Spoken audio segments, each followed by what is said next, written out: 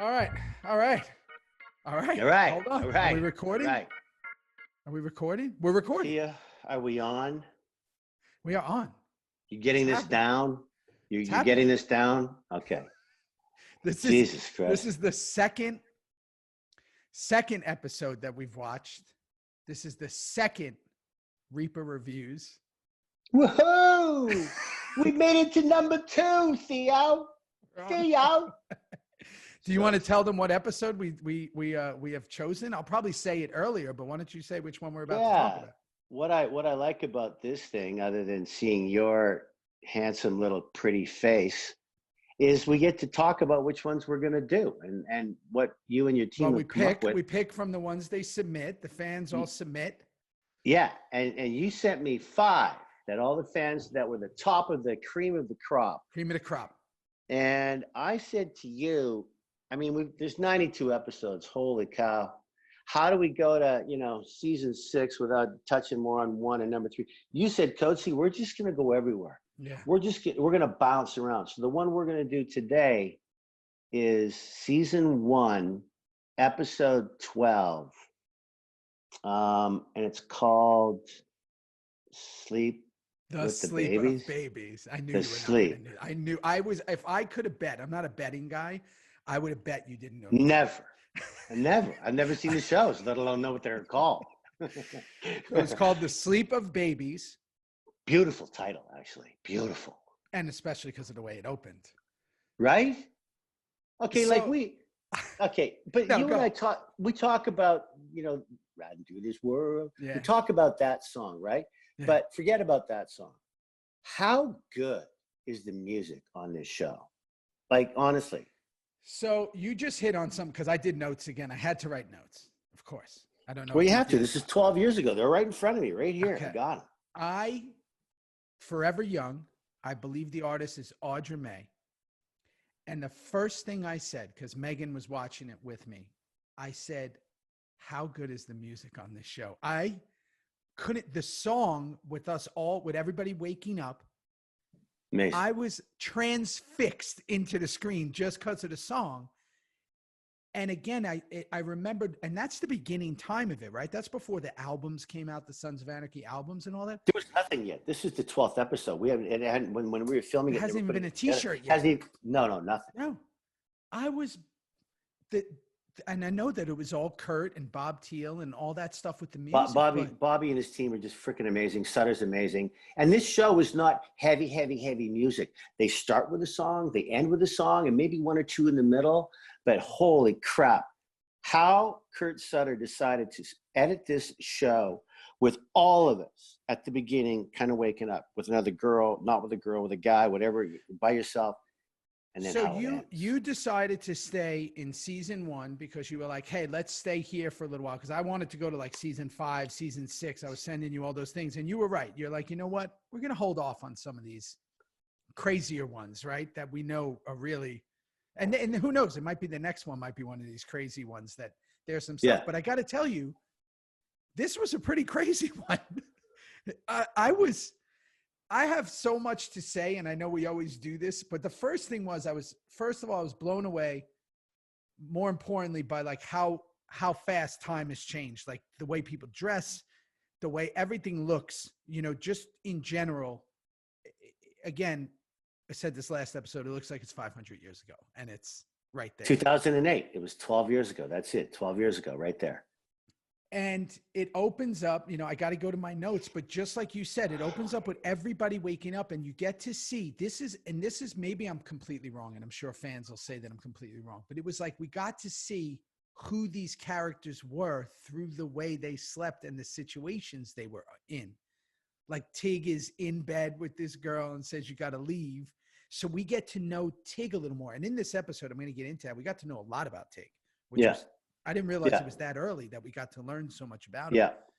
And then I'm sleeping, basically completely naked on the pool table with a girl when they span through with Chibs. Looking all hunky and thick. I was thick. And you were so funny. That face, it's like, Mr. Are you snoring? Are you not? You don't care. You just, you're thick. You know what I realized about me in that episode, and I just realized it from the second it opened, because I want to stay kind of, linear here, is I was doing anything to make the most of the little moments that I had. Like, I had such little moments. When they say, like, don't chew up a scene, I chewed up every scene. It could have been no words. It could have been whatever. I wanted to make it where I just wanted to do my all. Facial expressions by Theo Rossi. Season 1. If you want to look up facial expressions, you young actors out there, I dare you to look at all 13 episodes and not pick it up from Theo Rossi. You had it down. I knew that they have to cut the camera when some people are talking. They have to go to people. I did my best acting off camera you could ever do in your life. I was acting my heart out with no lines ever. All right. So Sutter does. He sets the table. He set the table so brilliantly for this show.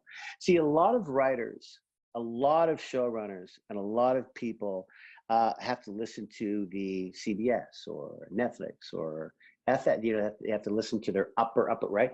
That's the great thing about Landgraf. He truly gave it to Kurt and his writers to do what they want. Yes, there'll be a few notes, but you do what you want. What kind of a showrunner starts this show the way he did and ends this show, which we'll get to in about 45 minutes, the way he did, that he went, we're going to set the table. We're going to take some time setting the table. Let's not rush it. We got lots. And he spent 4 minutes setting the table and no dialogue, none. A little bit, couple little things, get the fuck out of here. You love that parrot more than me. Little bits, right? Yeah. But you get to see these people and remember, Theo, we were always told how this show, by the end of 92 shows, it became so dark and retrospective and violent and love still. There was love there, but a lot of laughter was gone.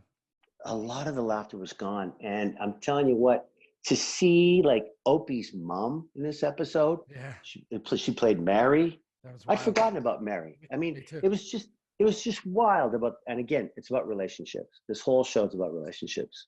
I loved, it was when it first opened. And again, I'm still sticking on that scene of everybody waking up. It reminded me how much I love the Piney character. God damn it. I got Piney all over my notes. It's fucking crazy. Excuse me. I mean, William Lucky. He like Redwood. He was Redwood. He was Redwood. He was the most, And every time he walked. Him, like the girls doing the drugs in the bed, and he's like, gets up like that. He's got that pillow. And he was so big in real life. He's a giant. He was the perfect choice for that role. Like I can't imagine anyone on the planet playing Piney except for him. No, he was incredible. And that denim cut that he had, which I know because you've done your research and like we all did back then, but that was a very 50s element of pre-leather. It was denim. It was denim. And Piney never got rid of that look, right? I don't know. It's just great to see him. It was great. It was so great to see him. So I'm going to actually go back before everybody woke up, because the preview, you and I, again, we're jumping all over. And again, we'll state this for anybody who hasn't seen our first Reaper review. This is number 2 is I've only seen the show once when it aired, barely, so I watched the previews and I'm like, oh, what happened? And I'm like really into the preview. And I noticed in the preview that Tig and Clay are conspiring. And even though you and I watched episode 4 for the last episode of Reaper Reviews, I was able to piece some things together. And this is when I started to see where we're starting to get this kind of break apart of the club, where it's like Clay and Tig are kind of on their side. And I'm going to go into my whole Tig assessment in a little while. But you guys were conspiring in the preview. I actually watched the whole 10th episode. What? I had to watch 10 to get into 11 because 11 blew my mind. The one we're doing right now. We're doing 12. We're doing 12. Sorry, I watched 11. I watched 11 before 12. Right. And we're doing 12. Yeah, we're doing. Okay, episode 12. Is it 12 that we're doing? Episode 12, season 1, The Sleep of Babies. Don't confuse people. Okay, great. So I watched 11, the one before it, not 10. 11. I did not. And I did. How come you didn't give me that note? How come you didn't tell me this? I had to stay, on top of you because you always do so much better at this shit than I do. Yeah. But honestly, Tig and Clay were as tight as you could be in that club. And I noticed stuff like Jax and Tig in episode 11, before the one we're talking about, they got into it around the table. We'll talk about that at another time. But the point is, I was started to really see how Clay and Tig are going down this path of doing what's right for the club. And what Stahl, I mean, I'll let you talk about Stahl, but one of the great arch villains ever written. Ever.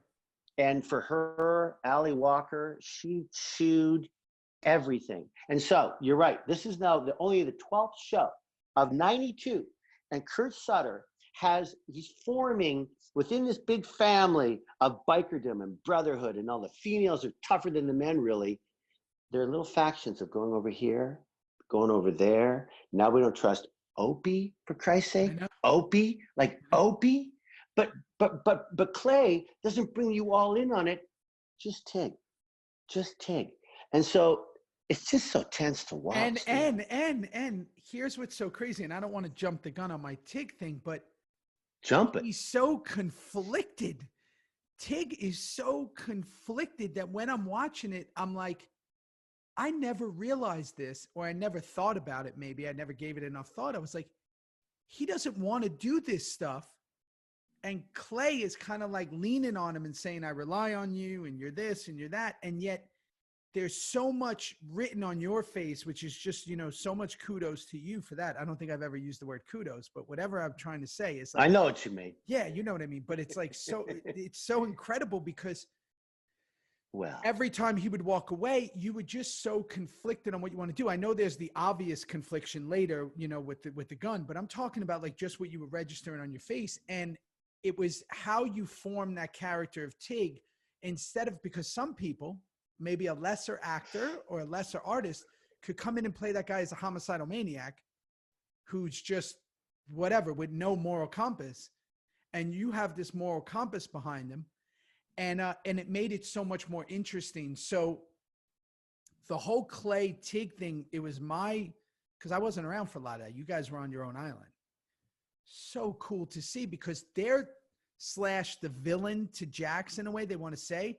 But now to go to Stahl, I've always said Batman's only great because of the Joker, right? You need a great villain to make a great hero. If you don't have a great villain, it's very hard to be a good hero. I've always felt that's why certain superheroes don't pop as well. Like you really need a good villain. No doubt about it. Been a problem with Superman. I'm a comic book geek. It's been a problem with Superman. It's been a problem with a lot. You have to have a great villain, an equally loved villain. Yeah. In a bad way. Yeah. Stahl was as bad, and I mean that in a good way. She was such a villain. I can't imagine the way he created that, the way that happened, and how nefarious and how devious she was, made you cheer for these guys who are bad people. It's so true. And how in the world does Sutter and his team come up with this arc, meaning this? We're the bad guys. We're the bikers. We're selling guns. First episode, pilot. We'll talk about that, I'm sure. We're selling guns. Bad boys. But we're a brotherhood. We're doing our thing. They introduce Stahl, and this chick is going to clean the town up. She's had it. She's going to clean it up. And good for her. She probably should. How does Sutter then, how these little sequences go down with Boone and Opie, and now in this episode, Boone's somewhere in jail being held. They let Opie out, and Stahl has this nefarious, great word, crime, that she's going to plot to the Sons of Anarchy guys, thinking Opie's the rat, Opie's the guy. And so as an audience, and it happened to me last night when I watched this show, it's 43 minutes. 43 minutes. So much happens in 43 minutes. And just Hale, who was kind of a dink in earlier episodes, you end up liking him in this episode. Yeah. He ends up he ends up punching that ATF officer, and that guy was great. And Stahl's main guy there, and he blames Stahl. This is on you when it comes to the end of this episode. But I really do believe that that Kurt Sutter had. There's always someone worse than us in a way in this show, but how even Stahl had a moment at the end. Sutter gives you, if like you said earlier, if you're smart enough to grasp them and take them and play opposites of sometimes what's written, you will form a character that will never be forgotten in a really good show. And all of us leads in that show had that. So yeah, and again, you have these guest stars come in like Stahl, and they become such a giant mechanism in the episode and in the entire seasons of everything. And I think that, like you said, she did have this humanity moment at the end, which is another thing that he does. And what was done so well on this show is that we are the bad guys, technically. The people that are selling the guns and are bad people in this town. But never for a second, besides Clay sometimes, besides certain characters, Gemma at the end, whatever, we'll get into all that stuff, do you ever really turn on them, no matter how bad the things they are doing? Where an ATF agent comes in real life, you should be like, good for her. That's amazing. She's going to come in and clean it. But no, you can't stand her. So again, that's my Stahl thing. I can go on forever because I think, one of my favorite episodes is season 3 finale. So we'll talk way more about Stahl later down the road. But so we have everybody waking up. In my notes, I'm talking about how much I love the Piney character, the Forever Young song. Absolutely amazing. Clay, again, skinny like a rail. Ron Perlman, skinny like a rail in these episodes. But his biceps are as big as his head. So I'd like to ask him how they got to be so big. That's another. I think he's Popeye. A lot of spinach. I did see him eat a lot of spinach. But yeah, look at Ronnie with that little growth under his chin. There's so many of these beautiful artists that draw you and me and some of the other actors. And there's one of Pearl where he's got this big that growth under his chin, and there it was for the whole world to see. He was perfect as Clay, though. And then we went right into one of those chapel scenes again where everybody's yelling at each other. Everybody's yelling. Everybody's fighting for airtime. And it's funny because there are certain few, Opie was always very level, always level. Always even his calm. read-throughs, Ryan Hurst, he never raised his voice. He never raised his voice. No. Piney got all upset, marched out of there, said that Clay was giving him some shitty detail because he told him to go somewhere. Well, he wanted to come with me and his son to make sure, but Clay couldn't have that because we had another thing going on. And then he said, no, why don't you just clean the pop bottles out of the garage? And he goes, And that other thing going on was you were told that you were going to execute Opie because you believed, and since you apparently watched every episode before this, that he was ratting on the club, correct? That's right. That's right. And that was Clay's call to do that. Well, again, if this is what's so freaking great, I can't tell you, Rossi, over the years, how many people go, I can't believe you shot Donna. I can't believe you. And I go, get over it. I didn't mean it.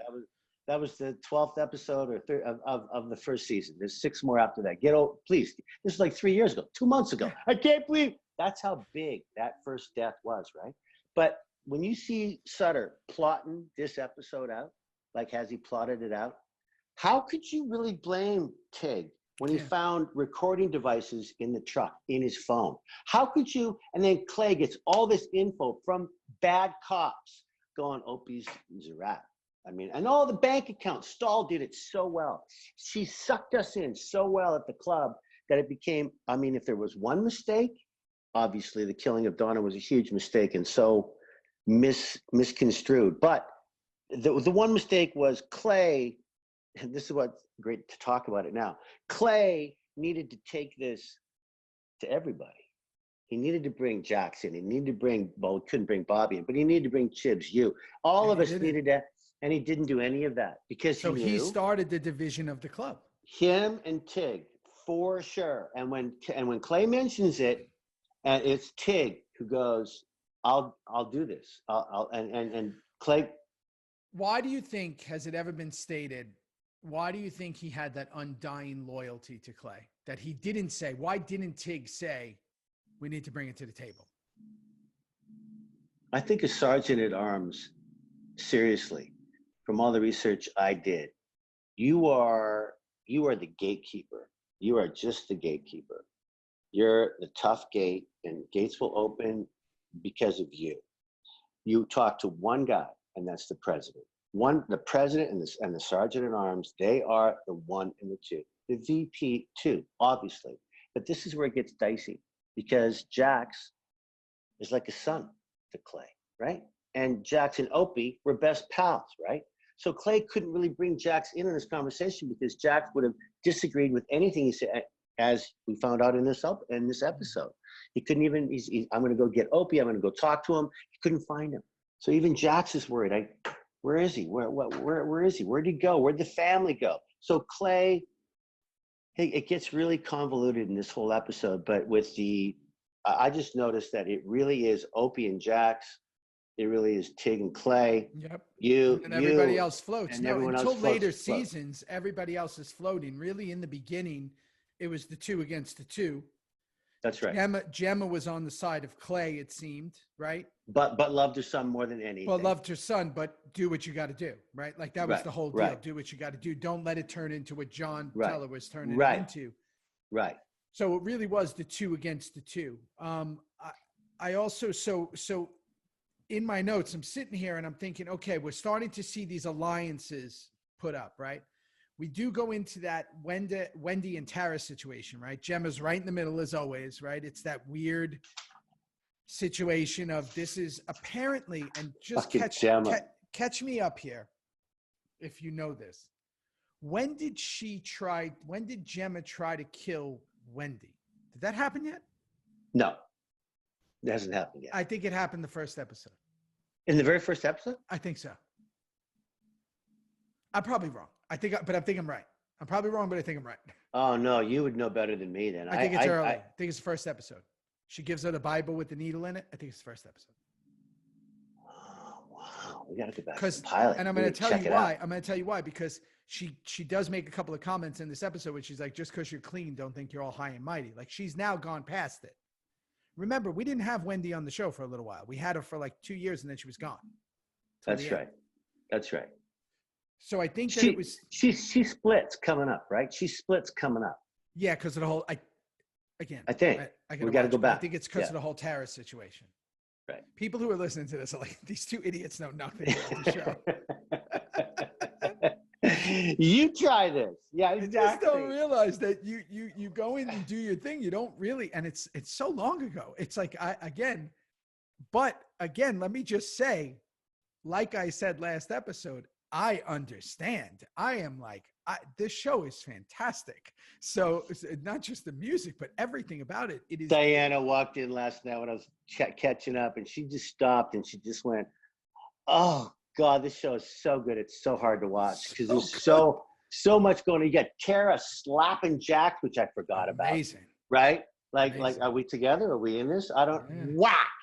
And then the look on your face. What did you say? No, he tasks you to go follow her, and your look at him was just the funniest. Yeah, you're the slap. It's just the funniest look. And I thought, good for Rossi. There he is again. No dialogue. Took the whole scene. And if you want to talk about the Laurel and Hardy of it, eating it up, right? Like, remember what Perlman would say? Perlman would say this after a take. You go, if you didn't like that, you don't like ice cream. I mean, if you didn't like what you did with your facial expressions, you don't ice cream. And then I even took it a step further. When I was coming out of the kitchen, I made it so she would almost bump into me. Like I jumped back. That's a true Laurel and Hardy moment. Every layer that you could put on the ice cream, the sprinkles, I wanted it all on there. Okay, and you brought up something really cool just now. Think about this. We have millions of fans around the world who are going to be listening to this. And everyone else, the other ones that we do as well. Yeah. And they're thinking, wait a minute, Coach doesn't know. You're goddamn right, I don't know, because we were in those characters so deep. I was so involved in that guy. The last thing I was going to do was watch the show 3 minutes later. I just didn't. But people who've seen this show, all 92 shows, or they've seen it 3 times through, they know everything. Yeah. Get them on the show, Theo. I know. Get a million people besides you. Wouldn't that be something else? Maybe who's the expert? Yeah, get an expert. Get like someone that's an expert. and Get we them bring them on. on, and they sit there. Like we'll Yeah. have them on, and then we can reference them. We can go, Yeah, hey, how about that? tell me what happened. In your mind, what's going on here? Yeah, just every time we say something wrong, you Hey, correct it. On that, did I see something last night or did I not see something? Did we see? This light. Go ahead. Sure. Tell me if I'm too bright. You're too bright now. I'm too bright. Look at that. Who is that? Can you go medium? No, that's too bright, right? Look at that. Your nose is white again. You like had Desi Arnaz. No, you look good now. Thanks. I think did we see the ghost in last night's episode? Yes, we did. So I have a whole thing. Did we see her? Yes, she was that outside. her? Yeah, with Gemma. But Gemma, tell me what your take is. Okay. Oh, that was fucking great when she said something about Abel. You're not Abel, and she heard Abel, and she freaked out at that woman, right? Like, I got my notes. Hold on. Go. So Wendy and Tara, we talked about that, right? Gemma says that line. I don't know who she said it to, which was it's just such a Gemma line. It was teed up where she said, Jesus is a guy who cuts my lawn. Do you remember that? Yeah. Oh, yeah. Yeah. She was saying it to Wendy. So great. So great. It's like literally, that's a Gemma line, right? Hey, like Sue. Hey, Sue. Jesus. He cuts my lawn. Okay. No.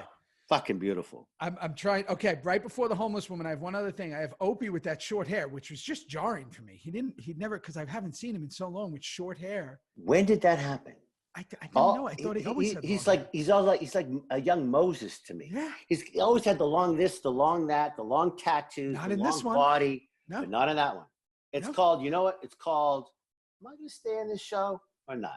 Am I going to hang out with these guys for another few years or not? Remember that whole thing? Yeah, his hair's like a bungee cord now. It's really like short. And in that show, he has this short hair. So I was just jarred by that. I was like, this is again, not just, I'm jarred by everything. Every time I see myself, I'm like, 400 pounds heavier. But it was, so to get to You're a rhinoceros. Oh my God. I was in fullback mode. Yeah, that was like, I'm going to run through you and everybody else. Aussie rules football. Yeah, you were. Yeah, what was that team that when we met in Australia? Well, this thing killed the Saints with my team, but you went the Blackbirds. The Blackbirds. Yeah, the Blackbirds. Still got my jersey. The Crows. The Crows. Yeah, the Crows. They came up to us. Yeah, I looked like one of the Crows. You did. Yeah, but they recognized us from this show, so you weren't playing. So now the homeless woman outside. She asked Gemma for money. Gemma asks her basically if she's going to spend it on crack or whatever she's going to spend it on. Don't put it in your arm. Yeah, right. She said, something like that. That homeless woman, I haven't watched the first season yet, except for episode 4 or whatever we did last time. Yeah. I don't know if she's been introduced, but my wife asked me last night, what does she represent again? And I'm going to tell you the answer I told her because I think I'm right. She's the angel of death. Whoever she came in contact with was eventually going to die. I came in contact with her. Gemma came in contact with her. Jax came in contact with her. I believe that, and maybe Clay, I don't know. Every character that did a scene with her was going to die. Now, this could be a dream or something I thought about when I was in the shower one time, but I remember that being the answer that was given. If that's not true, I'm going to stick with it because it's pretty good.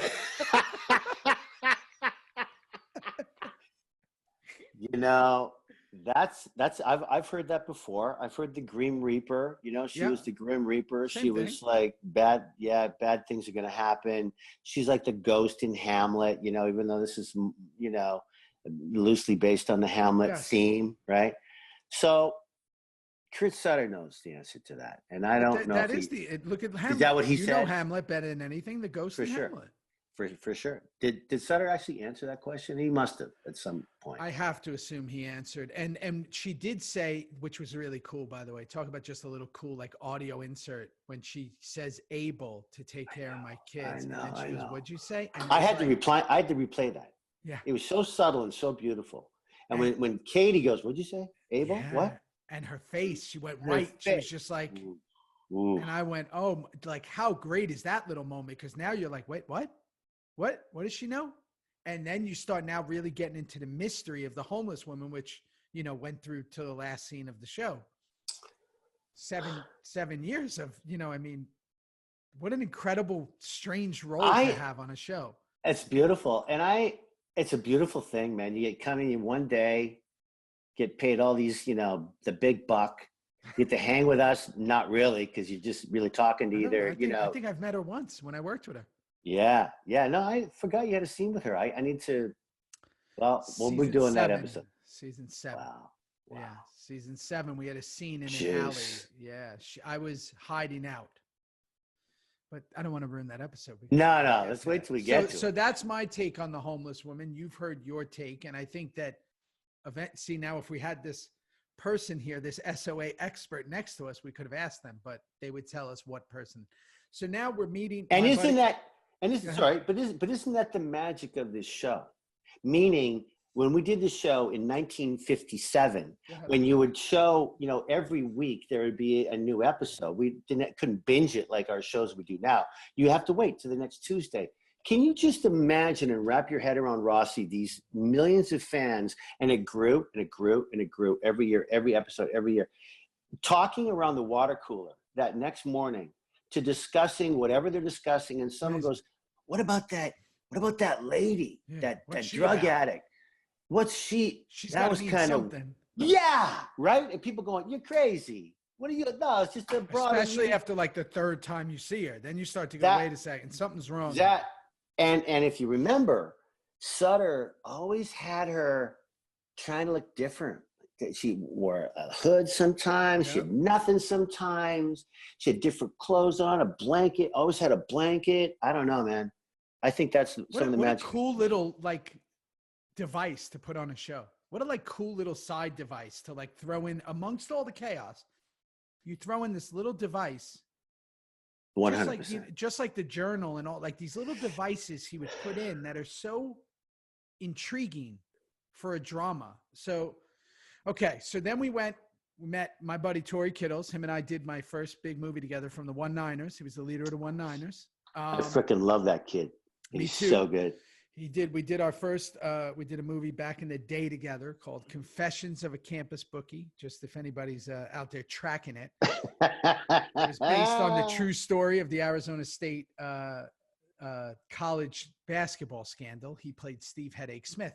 So seeing him was pretty amazing because I'm assuming we met them earlier, correct? Have we met the One-Niners? Yeah, the One-Niners. This was not the first time we met them, but not a lot. But that was a big scene that Pearl and me had with the One-Niners in that parking garage outside, laying down the law. I have a problem with that scene. Yeah, I want to hear what it is, because you know when you start talking selling guns and selling to who, and then we're gonna do this and do that, and we're gonna go behind someone's back. There was always a one-upmanship. Everyone wanted to stay one up on the other club, the other this, the other, you know. And Perlman threw in something, Clay threw in something about, I know what you're doing. You're buying worse guns from the Russians at 3 times the price, because Leroy wanted nothing to do with this. The Niners wanted nothing to do with this. And since when did we start selling guns to the Mayans? When did that happen? In this episode? Like, again, I didn't even know when I first found out that Alvarez had shot Clay or went after him. This was all news to me because I always thought we were buddy. But now I realize that he was our biggest, they were our enemy for a while. 100%. Yeah. Yeah. They were the enemy really the whole first season.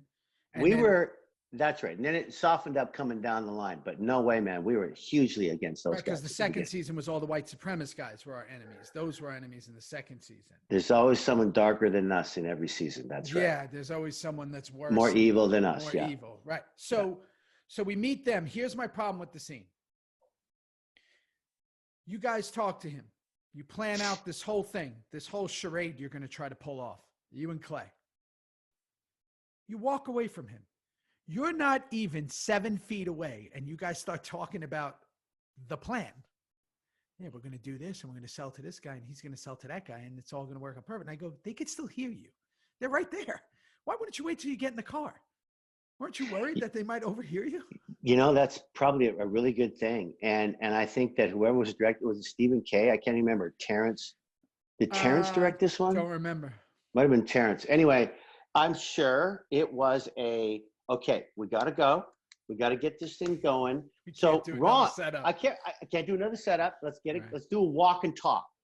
And I remember it was either me or Ron, Clay or Tig. One of them put their arm around the other guy when they were walking. Clay put it around you. I think Clay put it. Yeah. So that was to bring in just me and him. Even though there was a one-liner right there, there was one right there, there was one right. But by doing that, it became we're gonna be tight in this little conversation. Even though people might hear us, we're gonna pretend that they can't. And so that's all I can come. Yeah, that's all I can. Yeah. That's all I can think of. You're right, because we were always rushing to get the episodes done, especially the first season. Do you remember? No money. Do you remember? Yeah, we had no money. We had no. We had no days, no money, and there was like 100-page scripts, and we knew half of it was going to be gone. Yeah. But we got it all. We gave. You'd be like, it says here that we're supposed to be on our motorcycles, and they go, no, we're not going to do that, and you go. But it doesn't make sense because we're not going to do that. You're just going to say it while you're running. You're like, what? Yeah. They couldn't afford to do the other setups. Couldn't do it. So funny. Do you remember? And we'll talk about this, but I'm sure we'll do it. But I'm sure we'll talk about at least the last episode in every season for sure. And the last episode in first season, when we had that whole conversation about Wesley Snipes, and you and I laughed and laughed and laughed and laughed. And Sutter was directing it, and we had an extra day. Remember that? They gave us an extra day, and we all went, we got 8 days to shoot this instead of 7? Couldn't believe it. Like, whoa. And that was like pre-union times where I remember we were shooting and everybody's like, no, that's not true. That is true. I think there were days we shot like 18 hours or something. And I was like, what? We got into some serious golden time and shit, like crazy overtime. First year where I remember when we reshot the pilot. Our focus pullers were buying trailers and cars and making some serious overtime. Serious overtime. I mean, we were the only ones who didn't. We got nothing. We got nothing extra. No. So now we get to this Wendy. This one hit me. I had to write it down. Wendy says to Tara, she'll never let you be with him. Leave while you're ahead. And immediately I thought about the future episodes and Tara's life and Tara's existence as a character. Oh, wow. Good for you. Yeah. And I thought she had a moment because Tara has that look of like, this is going to be hard. He has a kid. His mom's nuts. Wendy's here, this club, blah, blah, blah, blah, blah. We see a couple of things happen here with Tara. She had a moment, and you think about her ending, her ultimate demise, and all the things that occur, and Wendy was giving her this out. And I know, obviously, this is a TV show for a reason. Everybody always says, why'd you do that? And I'm like, because it was written like that. But it's amazing how, I don't know. I always wondered, did he know then that it was going to maybe end tragically for her? Like, because there's this moment. 100%. Sutter knew about 4 or 5 of us leads. There's 10 of us. He knew how they were going to go.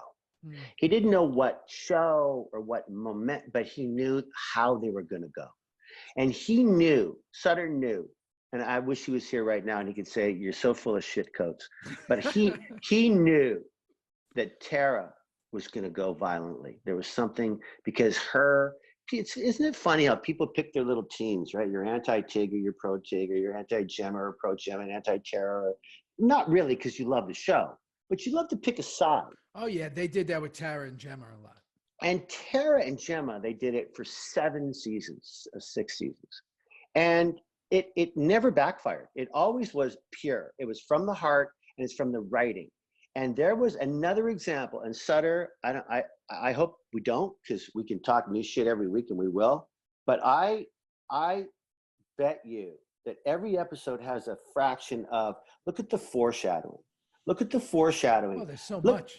Look at like Opie and Jax just a minute ago were talking about, what John Teller brought to the club and what he wanted the club to be, and it's just not going that way. And is Clay going too far in this direction? And the foreshadowing was just thick, really thick in these episodes. And and then even like I realized in this episode with Tara, just to stay on her for a second, you brought up earlier when she takes a swing at Jax.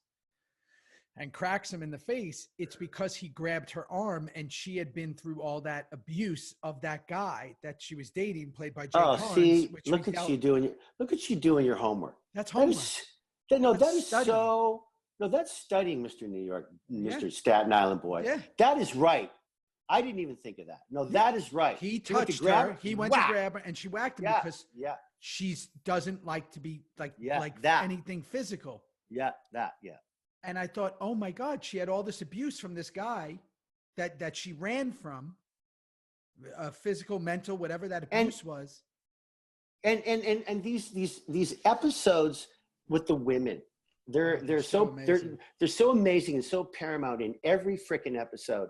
How do you come up with like that scene where it's mostly like, oh my God, Jax is now with Wendy for a night. Like they did the thing, and they're doing right behind Tara's back. No one tells Tara. Yeah. And then Wendy comes to the hospital and sees Tara and Jax get intimate. Yeah. Then you see Gemma seeing Tara, see Wendy, and now everyone, and you're just, as an audience, you're going, oh no, this is Has anyone, I'd be so, I'm pretty good with history of film and television, but in the television space, I think the reason Gemma was so lauded, like why people loved her so much, is I can't think of any character that they ever did. Not just her. You had Wendy, you had Tara, you had these incredible, strong female characters that were as tough and as doing all the things that these guys, more so than someone like Juice. Gemma was ruthless and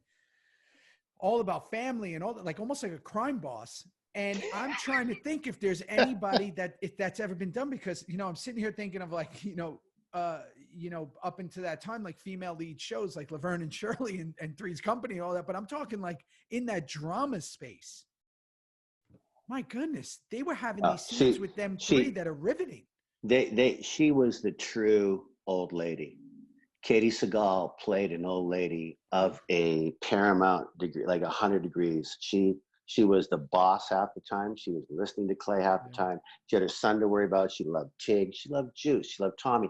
She was a real mother. An old lady is a biker term, not like old lady. Yeah. No, that's what I mean. An old lady is a biker term. Thanks for correcting that. Yeah, that's what I meant. You know what I meant. Yeah. And she played that to the like unbelievable. She was really amazing. Absolutely unbelievable, and just so strong and so powerful. And like every time someone would say something, you knew she was going to come with this, like, come right back at them. She wasn't going to stand for anything. Guy, girl, anybody, law enforcement, criminal, she was coming at you. And I just think I guess even now I don't really see that a ton.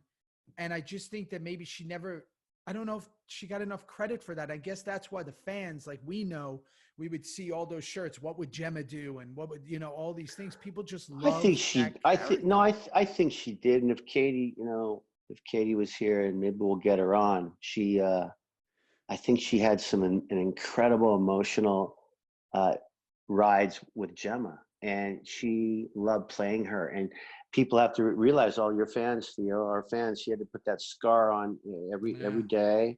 She was showing off those in every scene, proud. Yeah. She was beautiful. She was giving as an actress. I loved working with her. Yeah, I worked with her tons. And there's no way Katey Sagal is going to be playing Gemma unless her husband wrote the show and said, no, we're not doing it without her. So everyone just stopped and went, really? And you take a chance. That's the decision they ever made. Yeah. And look what we came up with. I mean, she was flawless. She was the boss. So after that, I have, and this is the greatest thing. This is the introduction of Dawn and Fawn. Yeah. That is such a Tig moment. It's a classic Tig moment. Think about the episode, how it ends, which we'll get to, which is so sad. And so in that truck, Ryan Hurst and Kim Coates, Tig and Opie, I knew as Tig that this is it for Opie. Clay and I have laid this plan. He's a rat. I can't show him that he's a rat, but I don't want much to do with him because I have to do what I have to do. And Sutter comes up with this shit about family. We're going to talk about family. And the audience knows this is not going to end well. And they just feel, they don't know how it's going to, but it's not going to end well.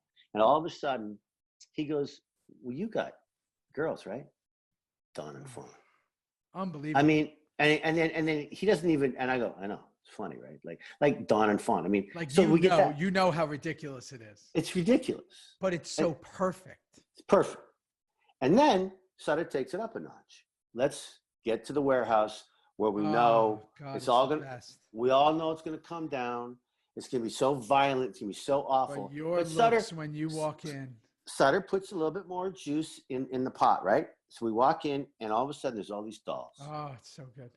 And I remember when I read that, I had no plans of how to do anything. I never do. I just let it happen. And that day, when I never went in the, I never really looked. I just remember when we opened the doors and they had taken all the stuff off those dolls. That's the first time I'd ever seen them. Oh.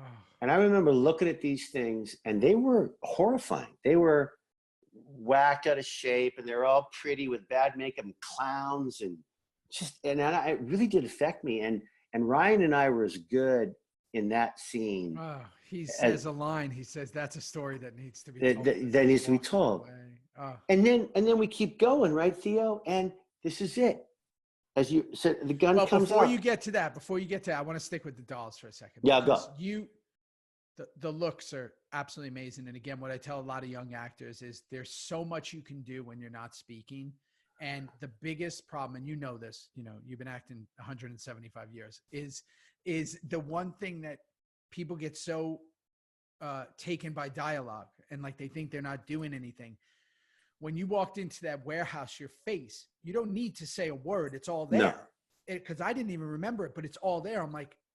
I'm thinking, what is he so scared of? And then I realized there's no one there. And I go, oh my God, he's scared of these dolls. And the way you said your dialogue is like, you couldn't even get your words out. You're like, I don't like dolls, man. I don't like that. Like, you just wanted to get out, knowing that you have this giant mission to do, this incredible, you're in this highly tense situation, and all of that had gotten shut off because of these dolls.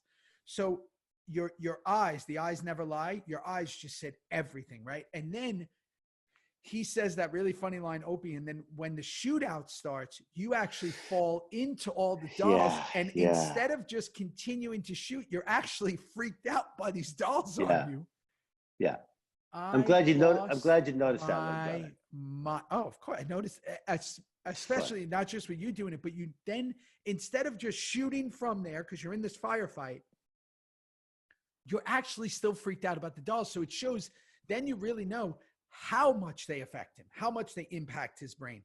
And then again, get to that part where you pull that gun and he's right in front of you. Whew, that was the moment. Can't do it. Couldn't do it. And those are, I think, little gems that you had as Juice. I can't wait to get into those down the line here. I certainly had. We all had, where Sutter goes, no, not like this. We're not going to do it like this. We're going to show a side of Tig. We can't do it. Why couldn't he do it? He just from behind, he wasn't even, how when De Niro does all his, if you look at me, he wants eyes, look, then he'll blow it. From behind, it was so, I don't know, cowardly. It was just so Tig in the back. It just was couldn't do it. It's funny. When you think you can do something, and of course, this is a fictional TV show. It's just, come on, we're all playing actors. I'm playing Tig, you're playing Juice. Yeah. Oh, how lucky were we for 7 years to talk about this today? Yeah. But really, that guy at that moment couldn't do it. He couldn't. An hour before, having a cigar with Clay, I'll wipe him out. I'll wipe out 20 more people. But when it comes to actually doing it, why does Jack Nicklaus and Tiger Woods? Why are they the best putters? Because they could do it they could just do it. You could, and to actually do something under pressure that was so monumental like this, not only was Kurt giving Tig a moment of reflection where he couldn't do it, which was important for Tig, because he was about to kill Donna, which was a mistake, but he just couldn't do it. Yeah, and it was such a, again, this was without even knowing it when we picked it. This was a very this shaped Tig. If Tig was Play-Doh, this episode really put a lot of shape into his mold, not just the Dawn and Fawn, not just the relationship with Clay, not just, you know, the not shooting, Oh my God. empathy. And then the end, I am blown away because I got to be honest, when we chose this, I did not know that there were so many layers being put into Tig that were going to last to the end of the 92 episodes. Neither did I. And guess what? You are so right, Theo. This is the beginning of the end with Clay and Tig. This is the beginning of the end. When you and me, do you remember that night? Oh my God, there's Sprague. I want to talk about Sprague in a minute, if I may. Yeah. And I before this too, so I'm such a huge fan of hers. I have to tell you a funny story about her. And anyway, we I'll never forget that night. I know you won't either, but we had to come flying in on our motorcycles. She's on the ground. Which, hold on, before you do that, I want to ask you this. Oh, I have Tig couldn't pull the trigger. Hold on, I got to go to my notes because I don't want to miss this. By the way, I just want to make a shout out to Emilio's mustache. It's fantastic, by the way. Can I just one of say the best mustaches in the world? What did I say about him? Look at this. I have this horse shit on my face. This guy has the greatest mustache I've ever seen. Okay, this is what I wrote right here, just so you can read it. You know what I said? Does anyone have more style than Emilio Rivera as Alfre? I'm literally blown away. No, I'm blown away. His black shirt, the buttons, the way he is, his mustache. Mustache is over the lip. It's perfect. And the I best had such mustache envy. No, yours is a little, it's okay. Penciled in. It's penciled in, but Emilio's is shoe polish, but it's amazing. No, but it's amazing shoe polish. I mean, seriously. So dark fucking love that guy. and lively and hearty. Such a hearty mustache. So okay. I don't want to get to the end yet because there's a couple of things that we have in here. The party scene. Don't go to the end yet with Donna. We're at the party scene now. I remember those party scenes. I could smell them. Those party scenes. Friday night. Were a nightmare. Yeah. They never went well for some of us. We're not sure why, but it just wasn't. Who gets what? Who gets the girl? Who gets the beer? Where am I standing? Who's going to smoke? Where am I standing? Am I in the back? Am I in the second side? You're not even filming me. Am I even on camera? Why am I here? It was. I was in the kitchen the whole night. You didn't see me. Piney's doing the tricks. Jack's got the camera on, and they'd be like, no, we need you to stay here. The camera might swing around. I go, it's not going to swing around. Why am I here? But I wasn't. Piney's doing the card tricks. That's right. Card tricks on the kid's head, and I knew I was too young. Right. I was too young and dumb. I did not have enough wherewithal in the business to go. They're not filming me. I'm gonna be outside, right? I would stay there all night. And I would act every scene as if you're going to be on camera. As if there's a hidden camera in the refrigerator in that kitchen, in that fake kitchen. And I would act. I would never stop acting. You gave some of your best performance that we'll never see. There's not a camera within 10 feet of me, and I'm acting in there. We all knew. I don't know about you, but me and Tommy and Boone, we started to know, and I got less and less dialogue as the years went on. I had a ton in the first couple, and then it just kind of went, and I knew I would sit down. I'm just going to sit down because and I go, and they go, so I go, no, this is it. I feel I'm going to be looking at you, and I could just at least sit down for 12 hours. No cigarette, no nothing. I'm just nothing. Yeah, I'm just just you got to match the smoke. I'm just going to be here. But then you got to try to stay awake. You got to try to stay awake. Well, that's true. That's a hard thing to do. But those, but in the party scenes, they're look. Here's what happens in the edit of some of these shows. They realize that we've shot 25 minutes too much. That was one of those scenes where we had a mecca of you and Piney, me and Tommy, couple of girls, booze everywhere, and the card tricks on the kid's head and all that stuff. But really, the scene's about three things. You ready? It's about Jax and Tara. Just before the slap, and then the slap, and then she comes bolting up. Next beat is you. When he goes, you follow her. That's when my head snaps around, and all of a sudden, the third beat is when you see Tig coming out the door, getting on the motorcycle. Then the party's starting to break. That's it. That's the whole party. And we filmed it for 42 days. And that's what we had. Days. We're still filming it. And we're still filming it. And we had to cram it down like into 30 seconds. 30 seconds. And here's what's so great. Again, another little device that's so brilliant. You get on the bike. You're in the background coming out. They see you. The camera pans to you. You're in focus. You're coming out. Donna and Opie are having in their thing. Yeah. You're coming out. Yeah. Get on your bike because it looks like they're going in their cars. Yeah. And you drive away. Yeah. And all I'm thinking is if he just took a little longer to get out of there, the whole thing doesn't work, right? Because he sees Opie go in the other car and he sees this. But those little millisecond things that keep you on the edge of the couch going, wait a second. No, don't switch cars. Don't switch cars. I see what's happening. And then Unser shows up. And I don't know if Clay's ever been better. Never. Honest. The best. That was the best scene he ever did. To God. Here's Dayton Kelly and Ron Perlman, two old Western gunfighters. And they're both on the opposite side of the law, but they're playing the same game. And Unser comes in and Clay's thinking, okay, this is going down. What do you need? What's going on? Unser tells him, Opie's not a rat. You knew that, of course. And the look on Perlman's face was one of such horror, such, oh no, such, okay, I got to stop talking to you. And he goes for that fucking phone. Yeah. He's calling Tig. And of course, the director, I think it was Terrence, but it might have been Stevie K. We love them all. But they had a sequence where they needed and wanted to show on my motorcycle, my cut with the phone. And it was too dark. You couldn't, but and you could hear. Why wouldn't he have his phone? I was like, why wouldn't he have his phone? I left it. It's not, and again, it's not now with smartphones. Maybe it is. Maybe smartphones were, but I was like, why doesn't he have his phone? They're all burners. They're all burners. We were never really on. Yeah, we always had those burners. Burners. But it was right there in the cut. I forgot it. Didn't need it. I'm doing there it is.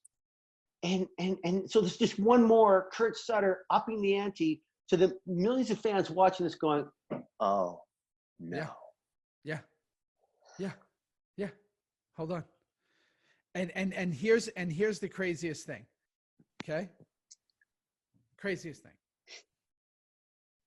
You fold the thing nice and easy. You're getting in the car. Okay? I just want to get this now. What I took before, I just want to get before when he's kissing her goodbye and they switch cars. I had a moment and I thought, if Opie's not the most heartbreaking character ever on television, what he had gone through, I now understand that deep connection that people have to him because he really was, I'm not saying he didn't do anything wrong. He killed some people in the warehouse. He's done things wrong, but truly like an innocent bystander on the outside of all this chaos that was happening.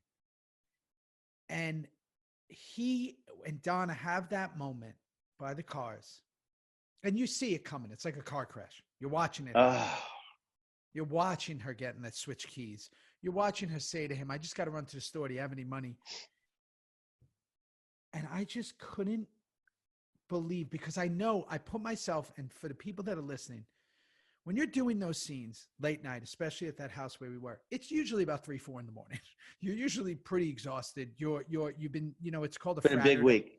It's a Friday. You shoot late Fridays, any of those late night scenes.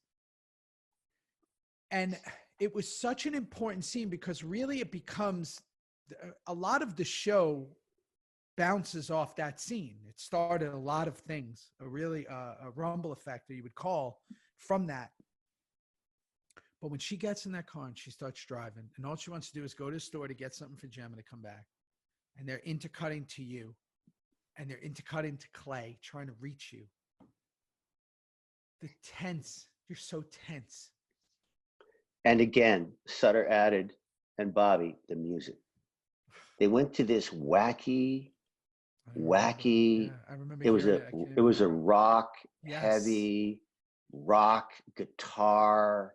Like it's going to be like Stairway to Heaven. Like when the guitar solo, they're leading to something. You're leading to something, and you just know what's going to happen, and it's just frightening to watch. It's just such good theater. You talk about it. This is what you just said. It's funny to counter the character for a minute.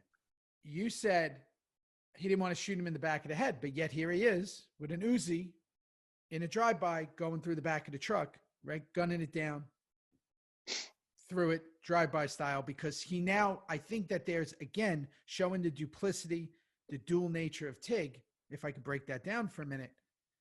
It's almost like he had to go and like slap himself after the warehouse and go, what are you doing? You got it. Who are you becoming?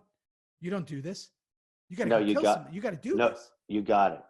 No, that's exactly right. In fact, we're going to do it from behind again. We're not going to go up. We're going to do, because you couldn't do it the first time. What's wrong with you? What's wrong with you? And so that's what happened. That's exactly. And the Sutter, beauty now, he drives up on the side. He sees it's Donna. And this is these little things that I probably read too much into, but that's okay. Because then at the end, and we'll get to that after we do the whole scene with Donna, but then at the end, the mirror is there. And it's like he had to talk to himself again. And what was he ramming his head into the mirror for is, who are you? What is you? And that's why he's bleeding from his head. So I want to hear about that in a minute, but let's just stick with the Donna stuff. She's gone. How did you and I meet up? What do you mean? You and me on the bike? On the bikes? Is that just, we were trying to save time? There was no way I was going to follow Terror. No. What happened? Yeah, you were going, yeah, you know what? This is, I guess it's just a matter of Clay getting Tommy on the phone, Chibs on the phone, get Juice now, get Tig now. We were all at the house. Well, had you left yet? My point is, I left. I was gone. Great, and so was I. So obviously, I had dumped that truck, and I had gotten my bike, and got on my bike and went right to. I'm just waiting for Clay to call me. We met up on the way. Oh yeah. No, we. Listen, when you have one scene, two scenes in a show, you got to think about the line. It makes no sense. But you know what I remember about that night? And I don't know if you remember this, Rossi, but we couldn't get our kickstands down. No. We were flying. You, me, and whoever else was with us. There was just three of us. No, just me and you? So I thought there was three. All right, you and me. And honestly, we were in such a, again, Friday. It's like 4 o'clock in the morning. Here it is, big scene. It's not about us. It's about Sprague. And it's about Ryan and Charlie and Ronnie. And then you and me are just, and then it is become you and me because we got some nice camera time as to what this made us feel like. But us trying to get those kickstands down, it was just ridiculous. And I was still shaky on the bikes then. I was still riding a lot, but I was shaky. And I don't think I ever got comfortable. No matter how much I rode every single day for however many years, 8 years or whatever, I don't think I ever got comfortable with hitting a mark at 50 miles an hour and dropping the kickstand and getting the helmet off. And a lot of times, and we'll make jokes about this as we go, you would see a lot of dummies, and I call them dummies. A lot of people would do scenes with their helmets on because they couldn't get them off. You know, I remember telling Pearl on one of the episodes, and we'll get to it later, but I said, you got it. You got to take your helmet. He goes, I'm not taking it off. Oh, okay. All right. You're the president. Take your helmet off. You got to take it off. And you have sunglasses on. Nobody can see a thing that's going on. There's no life in your character. You got to get the sunglasses off. You got to get the helmet off. But I would say, so you're driving up 50 miles an hour. It's not really your scene. So you can ruin the entire scene for everybody else. You got to come in, get the bike down, hit the kickstand, because the camera's going to come off of you into the main That's right. scene. No, that's right. It would sweep off of the two of us, and we had to go, okay, we better nail this. And God, we did it over and over and over. Kickstand. Freaking kickstand. Bike missed off, the mark. Light off. Light was on. Helmet off. Helmet off. Get off. Be emotional. And you're like, hold on. Can you just drive up in a van? Can we just drive up in a van? Oh, why do we have to? No, it's so like, you see those Westerns where they jump off the horse so fast? Try that on a bike. Try that on a freaking Harley. And not just and the pressure of there's you don't mind if it's just me and you, because then you can make a joke and be like, what are you doing? Come on, do it again. When there's legitimately hundreds of people waiting on you, and two of the actors, you know, Sprague, Opie, and Donna, Ryan and Sprague, they're in it. Oh, they're in it. The camera is going to pan down to them off Yeah. our dumbasses riding in on these After bikes. Laurel and Hardy riding on their bikes and try and hit their mark, shut their bike off, no light, take your helmet off. It was a very good cut because what they ended up using was literally just you and me pulling up. Yeah. And then they got right off us, thank God. They gave up. So now we have this whole thing, obviously absolutely heartbreaking. We now go back to that moment of, there's a lot of moments going on in there. Obviously, you know, Opie's distraught, which we all have that moment throughout the show, every character. He's in it early and often. And then Stahl comes up, has a human moment for a moment after Taylor orchestrating the whole thing. Yeah. Orchestrating the whole thing. And then Taylor, yeah. Our deputy gets to throw a big left hook. Yeah. Punches that guy right in the Punches that guy, knocks him out. Lot going on. Clay's showing it all on his face. You're showing it all of like, oh my God. And then we go to, now we're in the song. This is always our ending montage of everybody kind of like doing their thing. Me and Chibs are drinking. You're in the bathroom. When you were doing that scene, because I'm very curious about it, he's mad at himself or is he confused? What's Tig thinking that he smashes his head on the glass and all that? Just how wrong it went.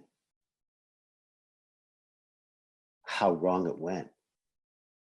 You can be the biggest, baddest biker in the world. You can be the biggest fictionalized, oh, you're a tough guy, you're this, you're that. But when an innocent bystander gets killed by you and their family, can you imagine living with that? I mean, that's why Tig goes on this incredible season 2 journey of lost. He wanted to confront. We'll get into that. But this was the beginning of him smashing his face of, he can't even look at himself. Can't even, how are you going to get out of this one? You're supposed to be a tough guy who protects the club. And now the wrong person was shot and killed. And it was a woman, a mother. Come on.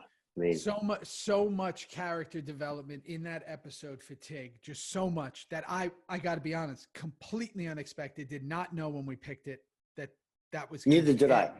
Can I talk about your audience needs to hear this, and if they don't know this, they will now. That we would read every episode as a group, including the guest stars, the week before we're shooting it. Sometimes just days before we're shooting it, we'd read the whole script, the whole thing. We'd all at lunch hour. Remember, we'd go read.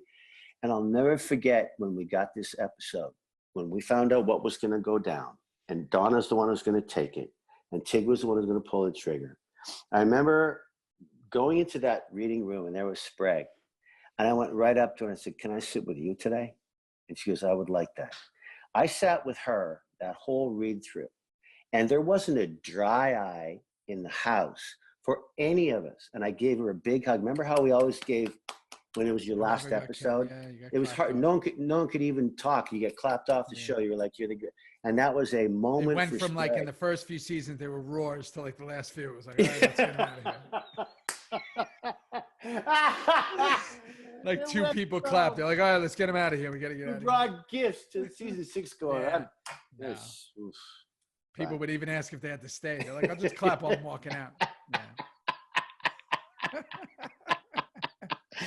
What an episode. What an episode. What an episode. So season 1, episode 12, The Sleep of Babies. Totally unexpected. I'm kind of digging this because I'm seeing things that are just these nuances. Like I said, no, you nailed it, Rossi. You did. You nailed it. Blown away. It was kind of, I can't wait to get into more heavy juice story because I'll nail it for you. Once it gets season 4 past. Yeah. And but I think that it's so important because we're watching the beginnings of a character. And I think for any writers, for any, for any actors, like, especially on a show, if you're fortunate enough to be on something that runs for so long, it's not just 7 seasons, it's, cumulatively, it's like 8 years of your life. And even when you're not working, you're building something up. And what really helps is as this bricklayer, which is Sutter, is laying those bricks, he's adding to who you are. So whether it be 5 years later, you're referencing things that happened to you earlier.